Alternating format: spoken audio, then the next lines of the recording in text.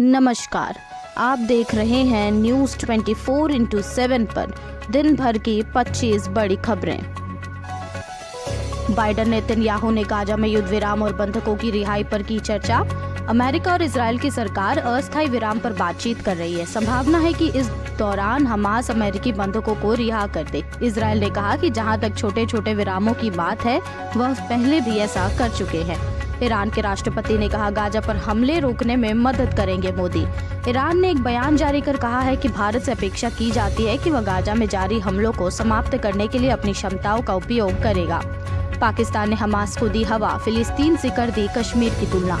Israel और Hamas की जंग के बीच भारत के पड़ोसी मुल्क पाकिस्तान ने इस हमले पर हमास को हवा दी है। हमास के एक बड़े आतंकी ने पाकिस्तानी राजनेता से मुलाकात की और पाकिस्तान की शह पर कश्मीर की तुलना फिलिस्तीन के वर्तमान हालातों से कर डाली।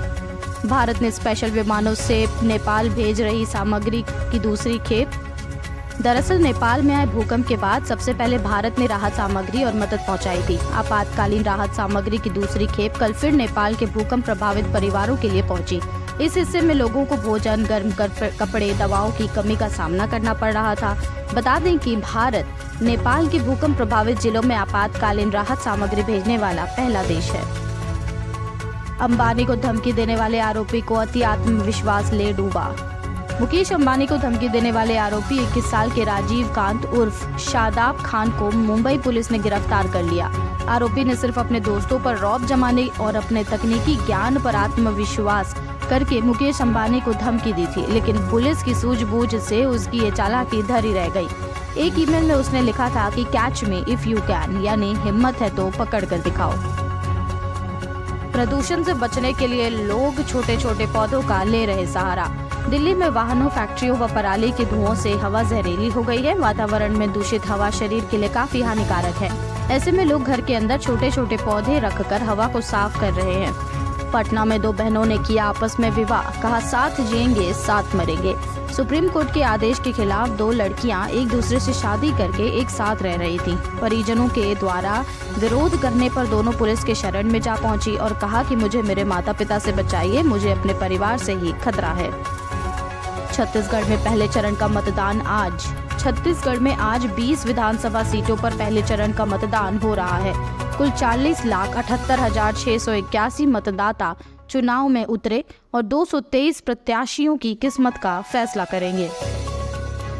गंभीर प्रदूषण से कैंसर के मरीजों की बड़ी परेशानी, डॉक्टरों ने दी विशेष सावधानी रखने की सलाह। त्योहारी सीजन में राह आसान करेंगी पूजा स्पेशल ट्रेनें। रेलवे का पूर्वांचल के लिए कई विशेष ट्रेनों का ऐलान। भारतीय रेल त्योहारी सीजन में पूजा स्पेशल ट्रेनें चलाकर लोगों की राह आसान करने जा रही है।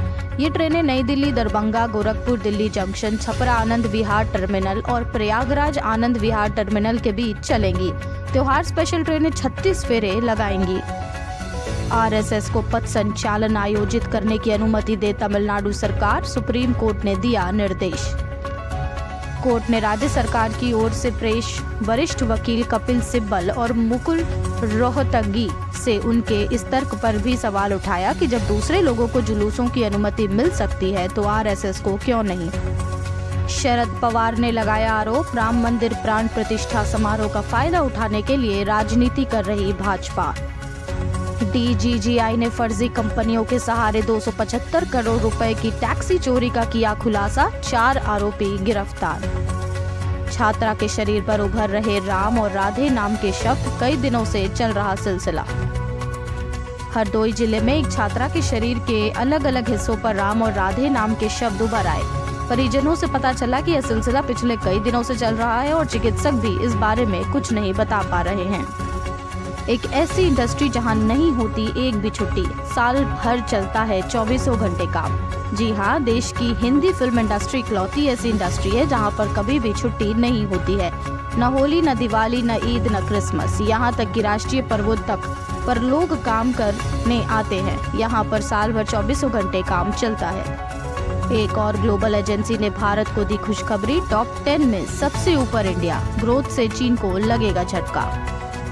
अमरनाथ गुफा तक बनाई गई सड़क के विरोध में आई पीडीपी। महबूबा मुफ्ती की पार्टी पीडीपी ने इस रोड चौड़ीकरण का विरोध किया है, साथ ही इसे प्रकृति के खिलाफ बताया। जम्मू कश्मीर में अमरनाथ गुफा मंदिर को पहली बार वाहन योग्य सड़क मार्ग से सुलभ बनाया गया है। अखिलेश यादव ने कहा, कांग्रेस बड़ी चालू पार्टी है, उससे बचकर रहना। साथ ही अखिलेश यादव ने यह भी कहा कि देश को एक नई विचारधारा, एक नई पार्टी की जरूरत है और हमें यकीन है कि एनडीए और कांग्रेस दोनों की हार होगी। गिरफ्तार होने पर कोर्ट से करेंगे वर्क फ्रॉम जेल की अपील। अरविंद केजरीवाल के विधायकों के साथ मीटिंग के बाद दिल्ली सरकार में मंत्री आतिशी ने ऐलान किया कि गिरफ्तार होने पर भी दिल्ली के सीएम अरविंद केजरीवाल ही रहेंगे। उन्होंने कहा कि अगर सीएम अरविंद केजरीवाल को जेल भेजा जाता है तो हम कोर्ट से परमिशन लेकर जेल में ही कैबिनेट मीटिंग करेंगे। सूचना आयुक्त बने हीरालाल सामरिया, राजस्थान से है गहरा नाता।